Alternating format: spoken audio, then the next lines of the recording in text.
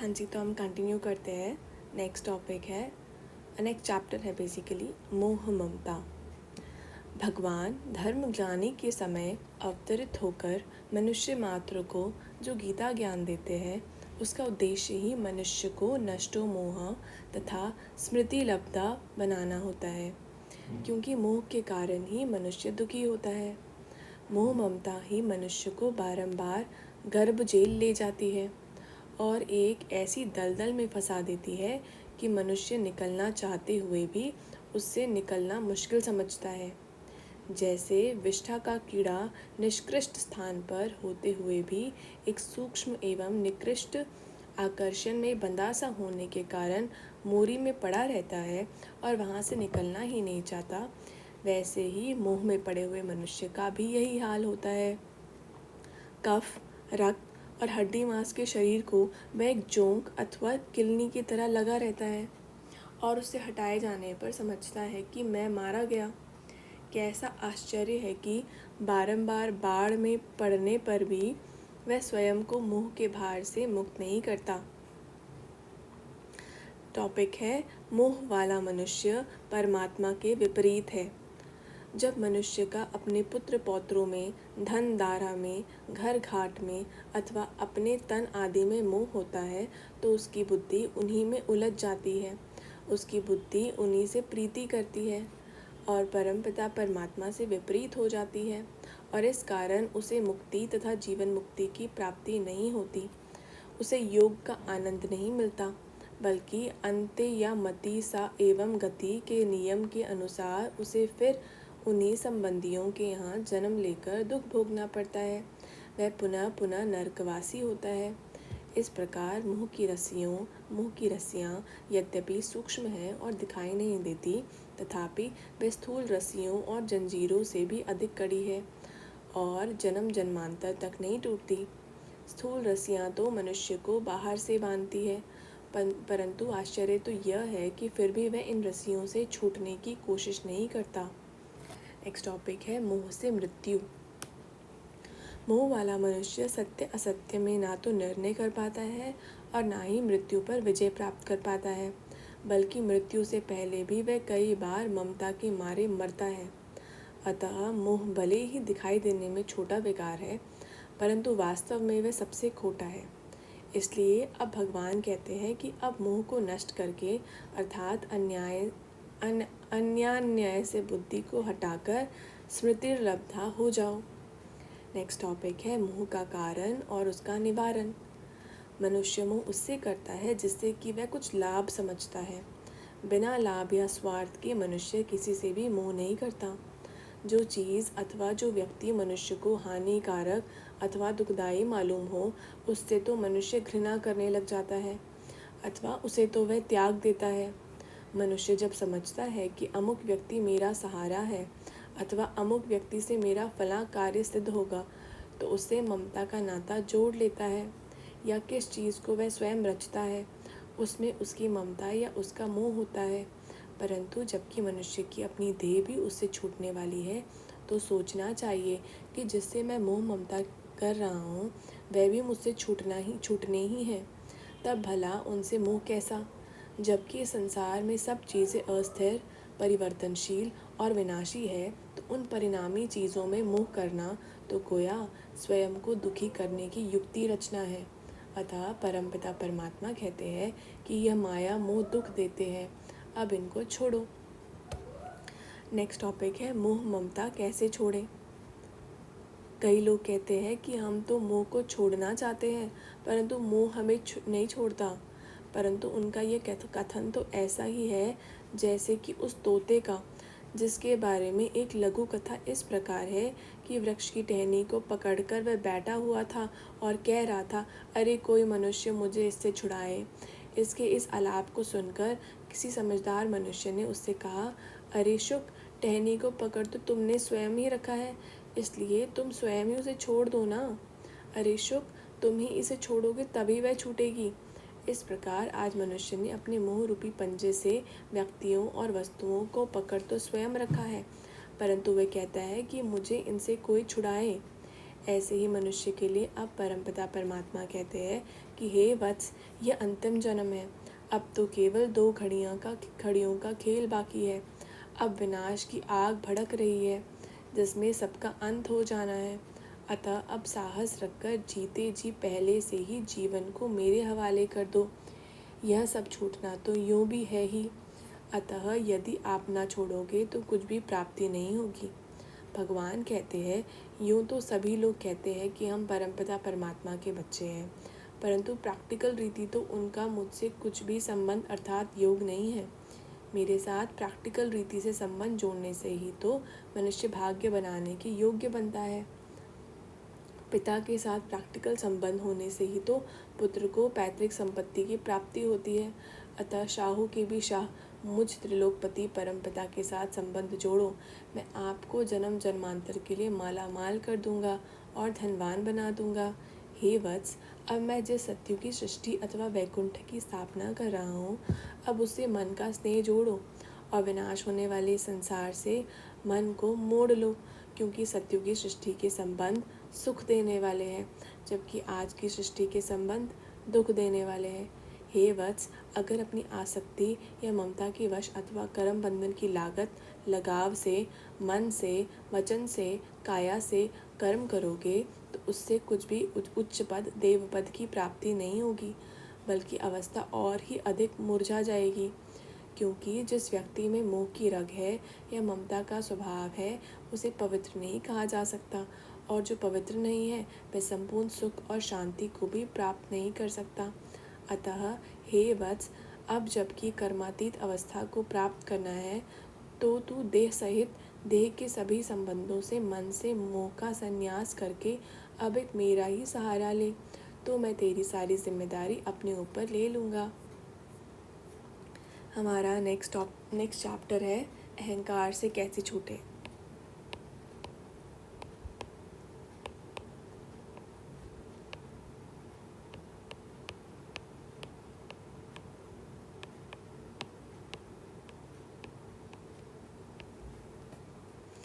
हर एक मनुष्य जानता है कि इस कलियुगी संसार में धन अथवा संपत्ति अस्थिर है।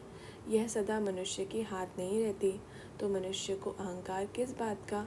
क्या आप नहीं देखते कि आज एक व्यक्ति धनाढ्य होता है, कल उसकी दुकान को आग लग जाती है और वह फकीर बन जाता है। आज कोई लखपति है, कल उसका दिवाला निकल जाता है।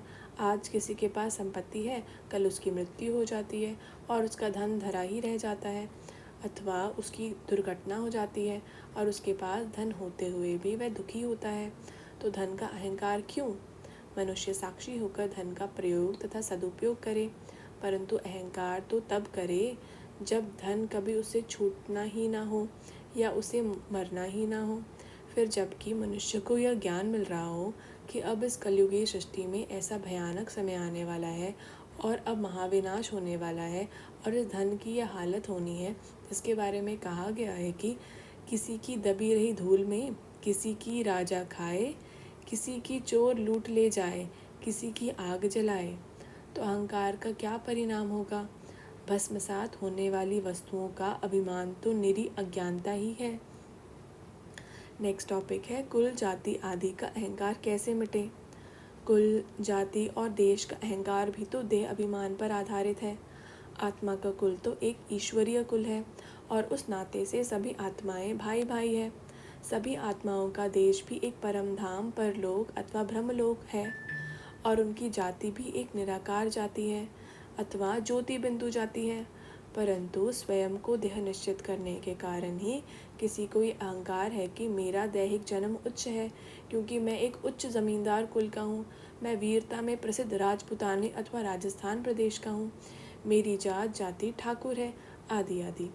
यदि ईश्वर कुल की ज्योति बिंदु जाति की परमधाम रूपी शांति देश की तथा आत्मिक नाते की स्मृति रहे, तो उसे इस छोटे से देश, कुल, जाति आदि का मिथ्या अहंकार हो ही नहीं सकता। इस प्रकार धन और पोजीशन का अथवा मान और शान का संबंध भी देह से ही है। देह रूपी वस्त्र धारण करके पाठ में ही कोई बड़ा वकील, कोई डॉक्टर या कोई नेता है, परंतु आत्मिक दृष्टि से तो सभी भाई भाई है। उस नाते में पोजीशन का क्या अभिमान। धन का संबंध भी देह से ही है। देहांत होने के बाद मनुष्य धन का मालिक थोड़े ही होता है। जब आत्मा परमधाम में थी तो उसके पास कौन सा धन था?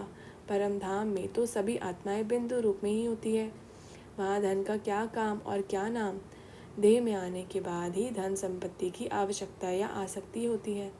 अतः जो मनुष्य आप स्वयं को एक ज्योति बिंदु आत्मा निश्चय करने वाला और धन जन में आसक्ति को छोड़कर वापस परमधाम लौटने के संकल्प वाला होगा, उसी में धन, पोजीशन आदि का भी अभिमान नहीं होगा।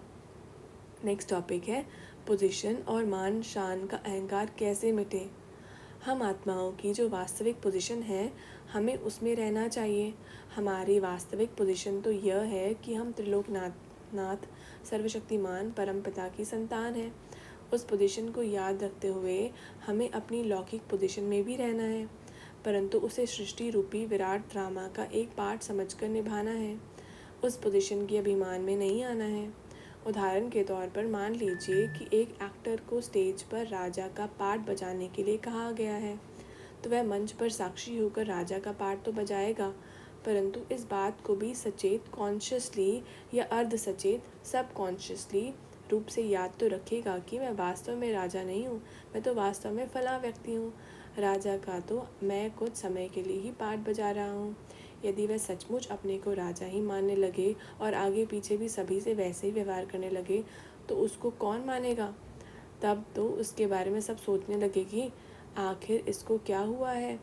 इसी प्रकार हम वास्तव में तो परमधाम से ही आई हुई सब आत्माएं ही हैं, शरीर रूपी वेशभूषा धारण करके।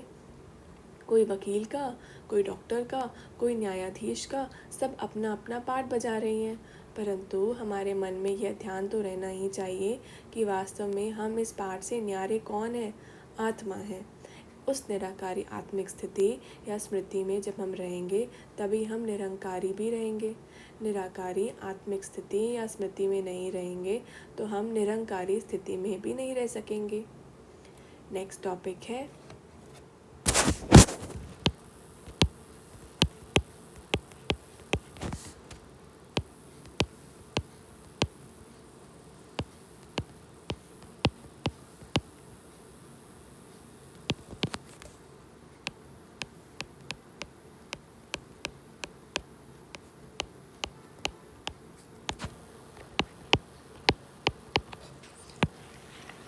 हम तो निमित्त, ट्रस्टी हैं और सेवक हैं। अहंकार से मुक्त होने के लिए हमें ये सोचना चाहिए कि हम तो सत्युगी सृष्टि की स्थापना के कार्य में कल्याणकारी परमपिता के साथ निमित्त हैं। जो किसी कार्य में स्वयं को निमित्त मानता है, उसे तो लाख बातें सुननी और सहन करनी पड़ती है। उसे तो बहुत ही मधुरता से और झुक कर व्यवहार करना पड़ता है, ताकि कोई उससे नाराज़ ना हो जाए। वह ख्याल रखता है कि मेरे व्यवहार के कारण से कोई आत्मा ईश्वर से विमुख ना हो जाए। मैं कल्याण के बजाय किसी के अकल्याण के निमित्त ना बन जाऊं। अतः आपको यदि यह याद रहे कि मैं तो दूसरों के कल्याण के ईश्वरीय कार्य में निमित्त हूँ, तो भी आप में नम्रता का गुण आएगा और अहंकार भी मिट जाएगा। अतएव सुख शांति के अभिलाषी को चाहिए कि अहंकार को छोड़े, क्योंकि अहंकार से क्रोध पैदा होता है और क्रोध के वश हुए मनुष्य की निर्णय शक्ति, विचार शक्ति अथवा सूझबूझ नष्ट हो जाती है, और जिसकी बुद्धि तथा स्मृति नष्ट हो जाती है और वह मनुष्य आधे पागल के समान व्यवहार करता है। अहंकारी मनुष्य में ना ज्ञान टिक सकता है, ना ही उनमें दूसरे सद्गुणों की धारणा हो सकती है, ना ही वह दूसरे के मन में प्रेम तथा सम्मान का स्थान प्राप्त कर सकता है। बल्कि अहंकारी मनुष्य में थोड़े बहुत अच्छे गुण होते हैं, वे भी अहंकार के नीचे छिप जाते हैं। लोगों की दृष्टि में तो उसका अहंकार ही खटकता है। नेक्स्ट चैप्टर है अनशुद्धि द्वारा मन की शुद्धि।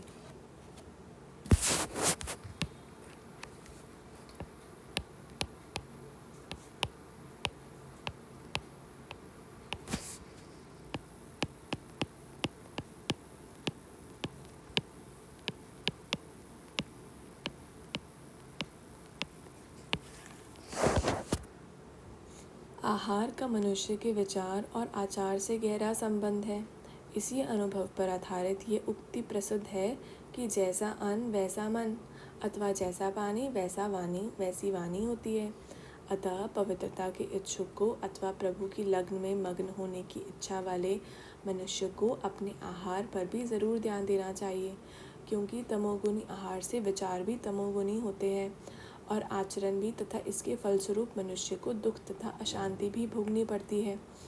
यह बात सर्वविदित है कि जब कोई मनुष्य शराब का अथवा अन्य किसी मादक पदार्थ का सेवन करता है तो उसे नशा चढ़ा रहता है, उसकी अकल मारी जाती है, वह मनुष्य क्रोध करता है और लड़ाई झगड़ा करने पर उतारू रहता है।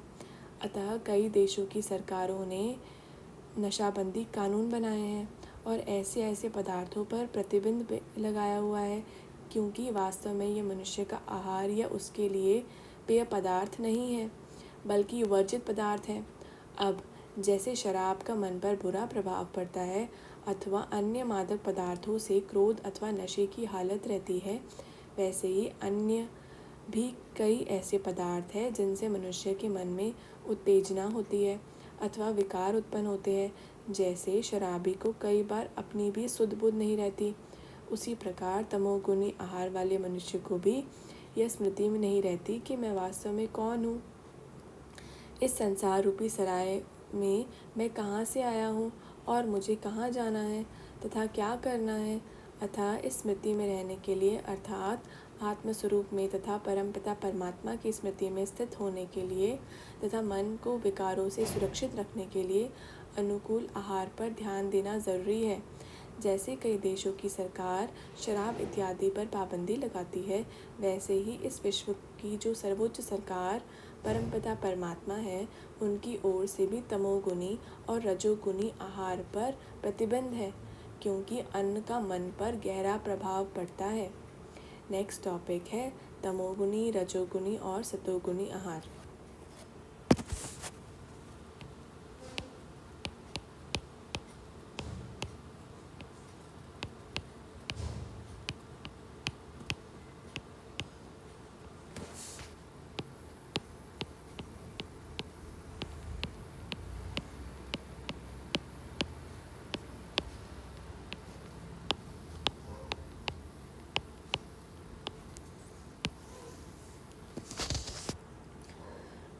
अतः हमें कौन सा आहार करना चाहिए और कौन सा स्वीकार नहीं करना चाहिए, यह बात भी समझना ज़रूरी है। प्रायः आहार को सतोगुणी, रजोगुणी और तमोगुणी 3 श्रेणियों के अंतर्गत माना जाता है। जितने भी उत्तेजक, मादक, बासी, चटपटे, गरिष्ठ अर्थात देर से हजम होने वाले सड़े हुए या निद्रा अथवा आलस्यादि पैदा करने वाले पदार्थ हैं, वे तमोगुणी माने जाते हैं। मांस, मछली, लहसुन आदि भी इस श्रेणी के अंतर्गत है। शराब, बीड़ी, सिगरेट ये सभी तमो प्रधान हैं और मनुष्य आत्मा का अधोत्पतन करने वाले हैं। इस प्रकार के पदार्थ योगाभ्यास में बहुत बाधक होते हैं। ये मलेच्छों का आहार है। मनुष्य को चाहिए कि इनको त्याग दे। इसी प्रकार स्वाद को प्रधानता देकर जीभ की रसना के लिए बनाए गए, इंद्रियों के वश होकर खाए जाने वाले और जीवन में भोग विलास की भावना पैदा करने वाले अथवा भारी पदार्थ रजोगुणी श्रेणी के पदार्थ माने जाते हैं। फल, सब्जियां युक्त रीति से पकाया गया अन्न इत्यादि सतोगुणी आहार माना जाता है। अतः जबकि हमें सतोगुणी स्वभाव का बनना है और जबकि हमारा योग मन का अथवा बुद्धि का योग है, तो हमें सतोगुणी ही आहार करना चाहिए, ताकि निद्रा अथवा आलस्य का विघ्न ना पड़े, मन उत्तेजित अथवा मूढ़ ना हो और बुद्धि इंद्रियों के वश ना हो जाए, क्योंकि बुद्धि के शुद्ध और सचेत न रहने से वह परमपिता परमात्मा से शक्ति और आनंद पूरी तरह से नहीं ले सकेगी और ठीक रीति सत्य असत्य अथवा पाप पुण्य का निर्णय भी नहीं कर सकेगी। नेक्स्ट टॉपिक है मन का अन्न पर प्रभाव। अब ध्यान देने की योग्य बात यह भी है कि जैसे अन्न का मन पर प्रभाव पड़ता है, वैसे ही मन का भी अन्न पर प्रभाव पड़ता है। मंदिरों में जो भोग अथवा प्रसाद लगाने की प्रथा है, उसके पीछे भी वास्तव में यही मान्यता है। गृहस्थी लोग पुजारी के पास कोई मिठाई अथवा अन्य कोई खाद्य पदार्थ ले जाते हैं, वह पुजारी मूर्ति पर चढ़ावा चढ़ाता है। गृहस्थी और पुजारी दोनों यह मानते हैं कि देवता पवित्र और निर्विकारी होते हैं और उन द्वारा यह पदार्थ मनसा स्वीकार होने से सतोगुणी अथवा शुद्ध बन जाएगा। और प्रसाद के रूप में ग्रहण करने से मन को शांति तथा आनंद देने वाला हो जाएगा। इसी प्रकार सिख लोग भी भोग लगाते हैं और अन्य धर्मों में भी किसी न किसी रीति से भोग लगाया जाता है। इससे सिद्ध है कि प्राचीन काल से ही यह मान्यता चली आती है कि जैसा अन्न का मन पर प्रभाव पड़ता है वैसे ही मन का भी अन्न पर प्रभाव पड़ता है। यही कारण है कि भक्त लोग प्रसाद अथवा भोग को इतना महत्व देते हैं और इतना पवित्र मानते हैं कि उसे मांग कर भी लेते हैं, और यदि उसका कुछ अंश कभी पृथ्वी पर गिर भी जाए तो उसे सम्मान पूर्वक उठा लेते हैं, क्योंकि वह समझते हैं कि ये शुद्ध मनसा से बनाया या सेवन किया गया पदार्थ है, बल्कि इसको पकाते अथवा देते समय भगवान ही की स्मृति पर ध्यान रखा गया है। अतः प्रभु से लग्न लगाने वाले, ब्रह्मचर्य की इच्छा रखने वाले, मन की शांति चाहने वाले, अपने स्वभाव को बदलकर दैवी बनाने का पुरुषार्थ करने वाले, ज्ञान और ध्यान की उन्नति की कामना वाले मनुष्य को ऐसे अशुद्ध और तमोगुनी भोजन का सेवन नहीं करना चाहिए, वरना उसकी की हुई कमाई में घाटा पड़ेगा। अपने कल्याण के हेतु उसे यह समझ लेना चाहिए कि लोक लाज के वश होकर या मित्र संबंधियों के दबाव डालने से या अपनी ही मानसिक दुर्बलता के कारण यदि वैसा भोजन करेगा तो वह अपना शत्रु आप बनेगा। नेक्स्ट टॉपिक है कमाने, लाने, बनाने और खाने वालों की पवित्रता।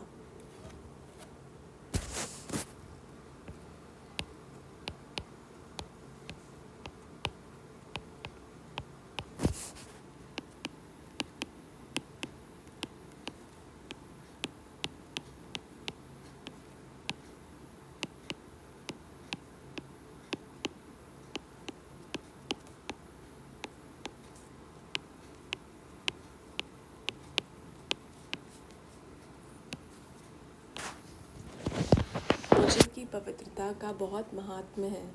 अन्न शुद्ध न होने से अन्न दोष लगता है। यदि कमाने वाला व्यक्ति जो कि अन्न के लिए धन इकट्ठा करता है पवित्र मनसा से नहीं कमाता तो वह भी दोषी है। जो व्यक्ति बाजार से मांस, प्याज, लहसुन इत्यादि तमोगुण पदार्थ खरीद कर लाता है तो उसका हाथ भी इस दोष में रंग जाता है। और भोजन बनाने वाला ब्रह्मचर्य व्रत का तथा प्रभु की स्मृति का पालन नहीं करता तो वह भी दोषी है। खाने वाला तो दोषी है ही, खाने वाला स्वयं तमोगुनी भोजन खाकर स्वयं तो पतित होता है, परंतु दूसरों के आगे उदाहरण बनकर दूसरों को भी मानो अशुद्धि के लिए उकसाने तथा ललचाने के निमित्त बनता है। परंतु यदि कोई व्यक्ति किसी पर दबाव डालकर उसे तमोगुनी अथवा अशुद्ध भोजन खाने पर मजबूर करता है तो वह महादोषी है। अतः अब ये जानकर कि वास्तव में हमारा ये तन भी एक मंदिर है, इस तन में जो ज्योति स्वरूप आत्मा विराजमान है वह परमपिता परमात्मा की संतान है, जो कि वास्तव में दिव्य वस्तु है और वह पहले देवता पद को प्राप्त थी। अतः हमें कभी भी अशुद्ध आहार को छूना तक भी नहीं चाहिए, बल्कि सच्चे वैष्णव लोग जो देवताओं को शुद्ध वस्तुओं का ही भोग लगाते हैं, हमें भी वैसा शुद्ध भोजन सेवा करना चाहिए।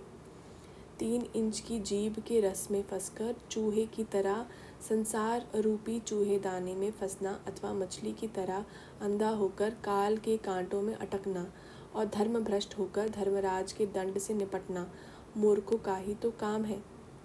नर अहंकार जो देह का नरक में ले जाए, पर अहंकार शुद्ध आत्मा का स्वर्ग धाम पहुँचाए।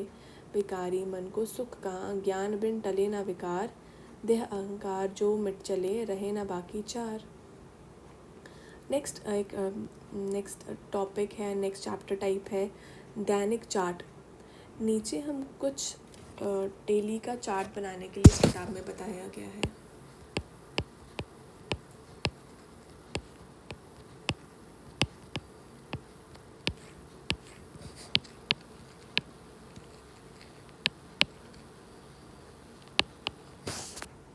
नीचे हम कुछ प्रश्न लिख रहे हैं और उन्हें आप एक चार्ट का रूप दे सकते हैं। इस तरह का एक चार्ट रखना बहुत लाभकारी सिद्ध हो सकता है। पहला,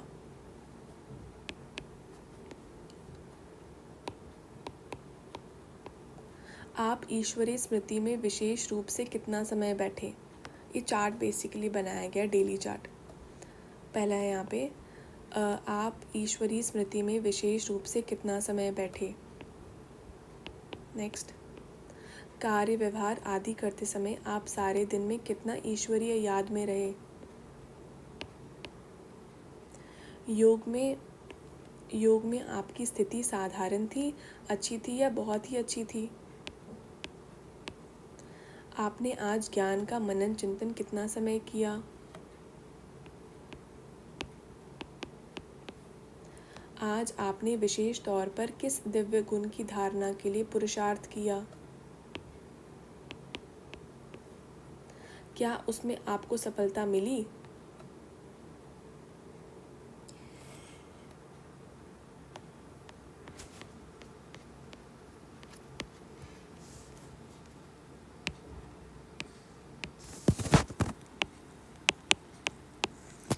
क्या आपने पवित्रता, स्वच्छता, भोजन और निद्रा से पहले ईश्वरीय स्मृति में स्थिति आदि नियमों का संतोषजनक रीति से पालन किया।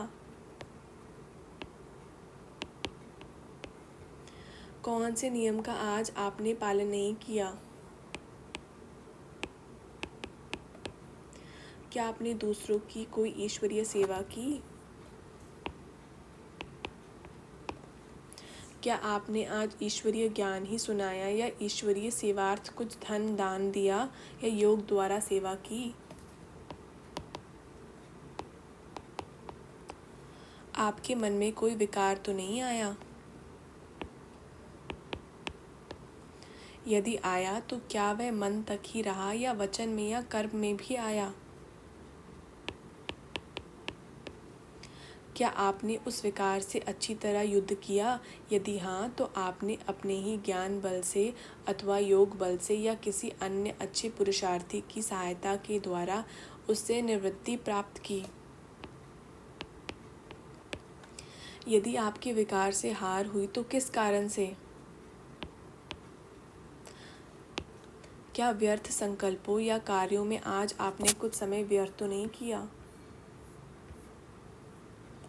हमारी ये बुक आज कंप्लीट होती है। आप सभी का बहुत बहुत धन्यवाद।